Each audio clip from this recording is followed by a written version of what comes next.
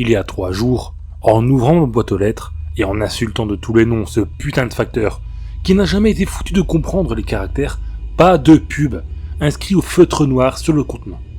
J'ai saisi la gerbe de publicité colorée qui en dépassait et dont la simple vue me faisait presque regretter la victoire du capitalisme sur le communisme. Puis, suis rentré chez moi en proférant des injures mongoles. Une fois à l'intérieur, j'ai jeté les flyers et catalogues sur la table du salon avec la nette intention de m'en servir pour alimenter ma cheminée. Les feuillets se sont répandus sur le meuble en vieux chêne, révélant un contenu qui pouvait aller d'offres spéciales concernant le boudin noir, du carrefour de ma rue, à des publicités douteuses pour un sex shop dont le logo ressemblait curieusement à une femme assise sur un berceau de Judas, en passant par quelques annonces du docteur Alagbou, grand marabout, capable de vous guérir de l'impuissance et reconnu par Didier Raoult en personne.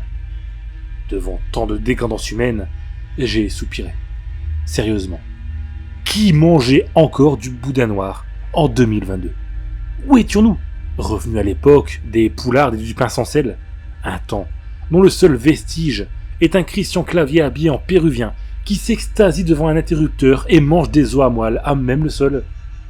Gagné par une misanthropie et une rage que la réflexion précédente venait de réveiller, j'ai poussé un cri de rage et saisi toutes les publicités éparpillées sur la table pour les rouler en boule et les jeter dans l'âtre que je projetais d'allumer. Tandis que la boulette de papier atterrissait au cœur de ma cheminée, j'ai remarqué un prospectus qui avait échappé à ma colère et l'ai aussitôt attrapé dans l'objectif de lui faire subir le même sort qu'aux autres. Mais alors que je m'apprêtais à la réduire à l'état de chiffon, mon œil a été attiré par le visuel de la publicité que je tenais en main. M'arrêtant net. La première chose qui m'a marqué, c'est qu'on aurait dit le projet d'art plastique d'une classe de CE1, tant le trait était grossier, à tel point que je me suis demandé quel genre d'imprimeur pouvait bien avoir accepté de produire de tels tracts.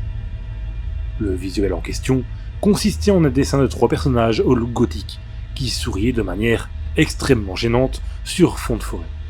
Sur la gauche, le personnage représenté était une espèce de clown qui, visiblement, avait manqué le passage à la télé couleur, et dont le nez me rappelait cruellement un Mikado.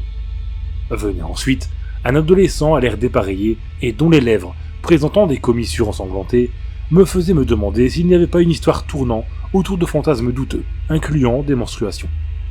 Enfin, tout à droite, le dessin de la petite bande se concluait par une sorte de chien, dont les quenottes brillantes remettaient en question les 12 années de bons et loyaux services qu'avait à son actif mon dentiste.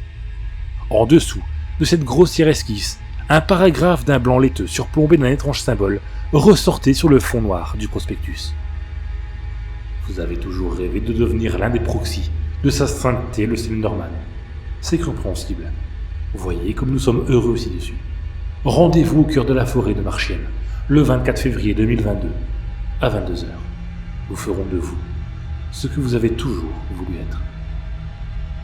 Lorsque j'ai fini de lire le paragraphe, je suis resté interdit durant quelques secondes. Le 24 février, c'était aujourd'hui.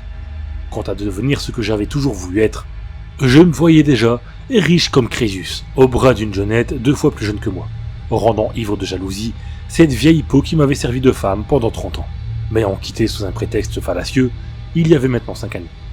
Elle m'avait retrouvé au lit avec sa sœur un beau matin de printemps, et n'avait jamais voulu me pardonner, sous prétexte que j'étais quelqu'un d'immonde et d'immoral.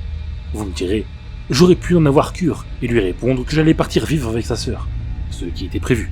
Mais la police avait fait irruption dans la chambre funéraire à sa suite, et m'avait sommé de les suivre alors que des employés des pompes funèbres déboulaient en 4e vitesse, s'affairant à remettre le corps bien en place dans le lit.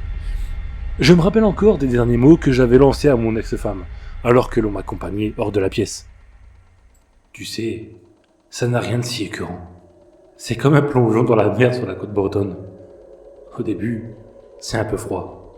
Mais une fois qu'on est dedans, on est bien. La Bretagne te dégoûte peut-être. Non.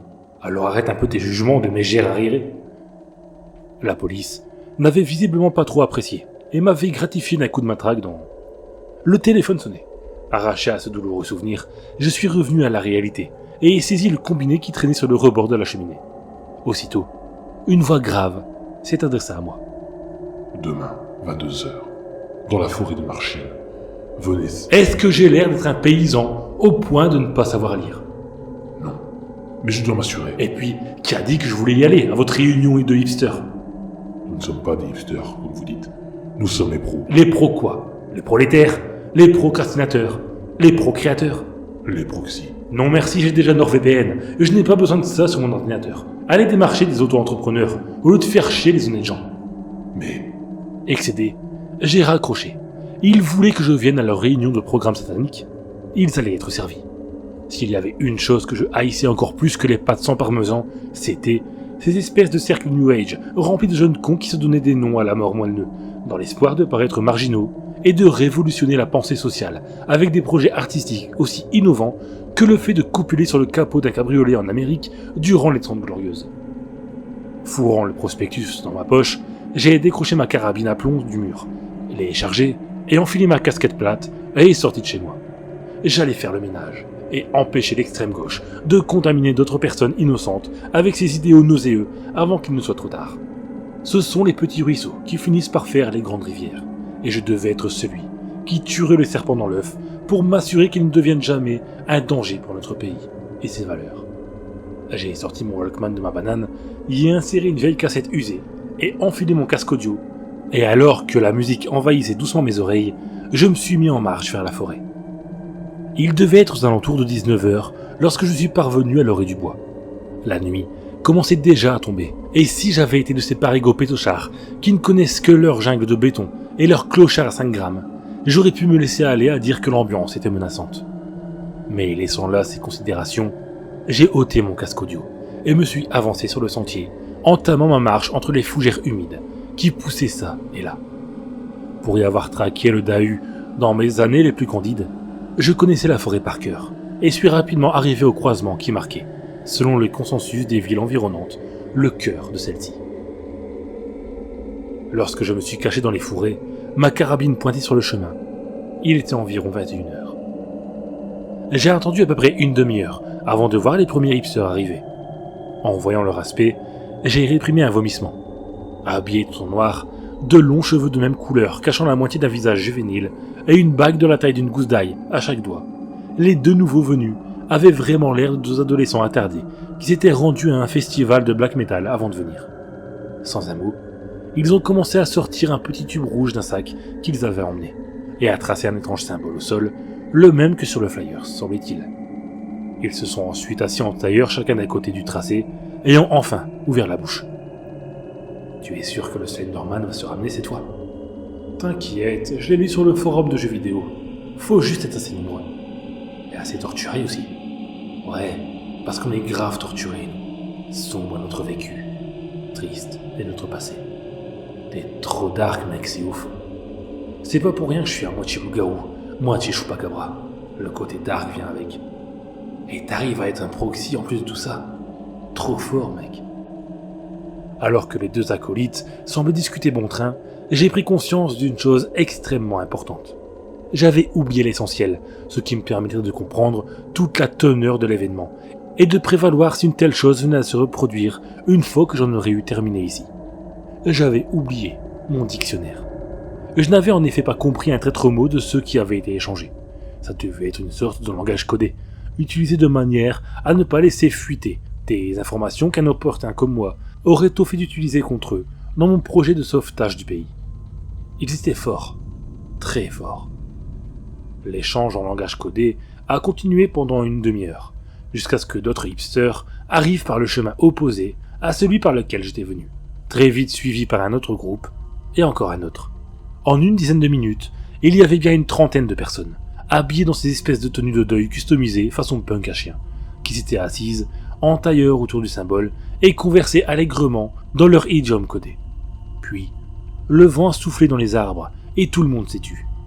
Depuis ma cachette, j'ai doucement ajusté la position de ma carabine pour pouvoir les plomber les uns après les autres dès que l'occasion se représenterait, le doigt sur la détente. Les hipsters sont alors pris les mains, formant un cercle parfait autour du symbole tracé au sol et se sont mis à dodeliner de la tête en chantonnant doucement, les yeux clos. Slenderman, Slenderman, fais de moi quelqu'un de dark. Slenderman, Slenderman, tu es la brute du collège pour moi. Slenderman, Slenderman, Je veux devenir un proxy, parce que c'est classe. Alors que le chant cacophonique s'intensifiait, je me suis surpris à taper du pied. Il fallait bien avouer que malgré ses médiocres sens de la rime, l'extrême gauche avait une bonne mesure de la rythmique. Puis, d'un coup, d'un seul, ils ont cessé de fredonner leur champagne et ont ouvert les paupières. C'est à ce moment qu'un frisson de terreur m'a traversé l'échine. Dans leurs yeux, je pouvais maintenant la voir, cette lueur, celle de la décadence humaine, du chaos et du New Age. Je pouvais même y voir dans ses nus une version bavaroise de Christian Taubira, tant ses yeux reflétaient la mort et les prémices de la destruction du monde. J'ai hurlé, et sans réfléchir, j'ai jailli hors de mon buisson comme un diable monté sur ressort, avant de canarder l'assemblée. Aucun d'eux n'avait eu le temps de se relever que déjà, ils gisaient tous à terre dans une mare de sang. Je suis tombé à genoux devant le massacre, foudroyé par la fierté que je ressentais à cet instant, celle d'avoir sauvé mon pays d'une potentielle menace. C'est alors qu'une main s'est posée sur mon épaule. Une main pâle et aux doigts longs. Poussé par mes réflexes, j'ai attrapé le bras auquel elle était reliée et l'ai tiré en avant, faisant voltiger par-dessus mon épaule le corps filiforme d'un homme en costume qui était venu s'écraser dans l'hémoglobine. Il a poussé un cri et, se redressant à demi, a tourné vers moi une face entièrement blanche. Sûrement un autre de ces costumes inspirés des punks à chiens. Je l'ai braqué avec ma carabine et il a levé les mains en l'air avant de s'adresser à moi. Wow, on se calme. Je voulais juste vous remercier pour ce que vous avez fait. Ces gamins venaient dans la forêt tous les samedis pour chanter leurs comptines étranges ou se frotter nus contre les arbres en espérant me faire venir à eux. Je commençais à en avoir assez. Et puis, regardez-moi.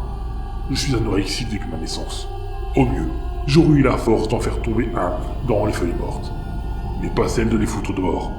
Je sais pas. Il y en a qui font une fixette sur moi depuis ce shooting photo en 2009 que j'avais accepté de faire pour le Téléthon. Putain, au final, ces cochons ont ruiné ma vie. Je vous le dis. Touché par ces paroles, j'ai baissé mon arme et considéré cet homme sans visage, cet homme qui semblait avoir vécu les mêmes choses que moi, cet homme à travers lequel je me reconnaissais, quelque part. Alors vous aussi, vous détestez tous ces hipsters New Age qui font des messes noires le dimanche et représentent un danger pour la patrie? Je n'ai, mais alors, rien compris. Vous aussi, vous haïssez les gens comme, ça. Du bout de ma carabine, j'ai indiqué l'un des corps dont un morceau de cervelle commençait déjà à s'écouler par l'oreille. L'homme filiforme a gardé le silence un bref instant et a hoché la tête. Nous nous sommes compris. Vous savez, c'est la première fois que je rencontre un homme comme vous. Quelqu'un qui a à cœur d'éliminer la vermine et de rétablir la paix. Marcheriez-vous à mon côté pour appliquer la justice dans ce monde de cringe? À ce moment, une larme a roulé sur ma joue. Pour la première fois, je me sentais compris. Ouais, j'accepte de servir la lumière et d'éliminer tous les ennemis de de l'idéal. Bienvenue parmi les proxys alors. Sur ces mots, l'homme m'a tendu la main. Je l'ai considéré un instant, mais comprenant d'un coup un détail qui jusqu'alors m'avait échappé, mon sourire s'est évanoui.